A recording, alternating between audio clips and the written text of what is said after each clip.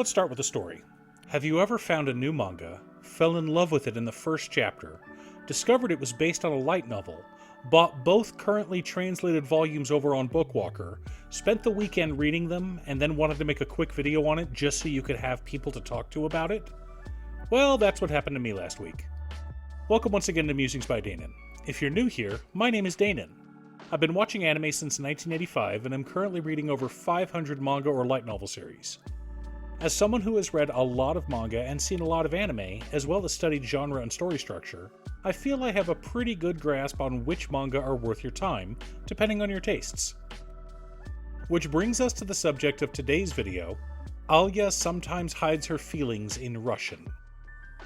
But before we get started, I'd like to quickly ask you to like and subscribe. It really does help the channel, and it's free.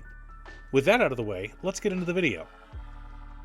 Alisa Mikhailovna Kujo, called Alya by her family, is a half-Japanese, half-Russian first-year high school student at the prestigious Sarin Private Academy. She is one of the most famous and prettiest girls in the entire academy. She transferred in last year as a third-year middle school student. Sarin Private Academy is an integrated middle school, high school, and university, and quickly rose to the top of the school hierarchy with her grades, athletic skills, and beauty. But her nickname, the Solitary Princess, shows that she's alone. A lot of that is due to her frosty personality, but the rest of the school places her on such a high pedestal that they don't even bother trying to get to know her. Everyone, that is, except for one person, a slacker. Masachika Kuze is that slacker, and Kujo's seatmate. He's also the only person outside of Elisa's family to call her Alya to her face. And, to the complete bafflement of their classmates, Alya simply allows him to do so. She reprimands him for staying up late and watching anime, sleeping in class, forgetting his textbooks, all sorts of lazy behavior, but never for calling her by her nickname.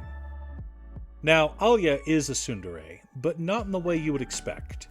She presents herself as an aloof, cold, and untouchable princess. Her silver hair and blue eyes, both from her Russian heritage, help to add to the atmosphere of an ice princess. But in order to be a tsundere, a character needs to have a hot and cold personality. Most tsunderes act cold towards their crush, but are secretly overwhelmed by their feelings for them. So they're cold on the surface, but hot beneath. We, as the audience, get to see both sides of their personality, but their crush often only sees the cold side. That is where Alya sometimes hides her feelings in Russian breaks from tradition. At least a little bit.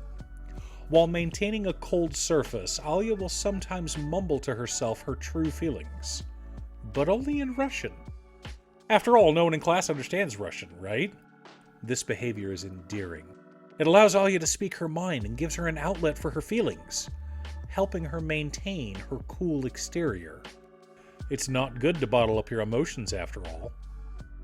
The problem is that there is someone in class who understands Russian. In fact, he's quite fluent in it, due to his childhood friend and first love being Russian, coupled with his grandfather having a love of Russian film. Growing up, he was around Russian just as much as he was around Japanese, and he's kept up his fluency. I'm speaking, of course, about Kuze, the lazy boy who sits next to Alya.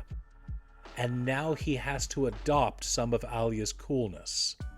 No matter how big of a bomb she drops on him, and there are some doozies, he has to pretend he didn't understand her. So when Alya calls him cute, Kuze has to summon all of his self-control not to react. So why does Alya express interest in Kuze? Is it really a crush? Are the feelings reciprocated? What was the moment that started their relationship? And what caused Alya to become so cold and distant with most other people? If you want to find out, you'll have to read the series yourself. Or wait for an anime adaptation. No, I haven't seen one announced, but it wouldn't surprise me if we got one here in the next couple of years. The writing is great, the jokes are top-notch, and the characters are all wonderful. I love the positivity and personal growth we see the characters going through as the series progresses, and I'm looking forward to when Volume 3 is finally released. If you want to read the first 2 books, you can pick them up over on Bookwalker. I'll post a link below. Are you reading any new romance series? Leave a comment below and let me know about them. Thanks for tuning in. Once again, a huge shout out to my editor Cute Stuff. I couldn't make these videos without her. If you'd like to hire her to edit your own videos, there's a link to her Fiverr page below. If you're looking for ways to support the channel directly, you can head on over to patreon.com/Danon. There are several tiers to choose from. You can pick an anime or manga for me to do a video about, or you can join our monthly manga club. I also wanted to give a quick shout out to all of my patrons: Waffles, Jiraiya, Muffins, Marcus, Phoenix of Ice, Squishy, Brett, Roxy, Brian, Josh, Sean, Zach, Oton, and Richard. You guys are awesome. I post anime or manga videos often, or you can click here to watch additional videos. If you're looking for Commander content, I split my channel last year, so all new Commander videos are over on my other channel, Commander by Danon. Again, thanks for watching, and I'll see you all again next time on Musings by Danon.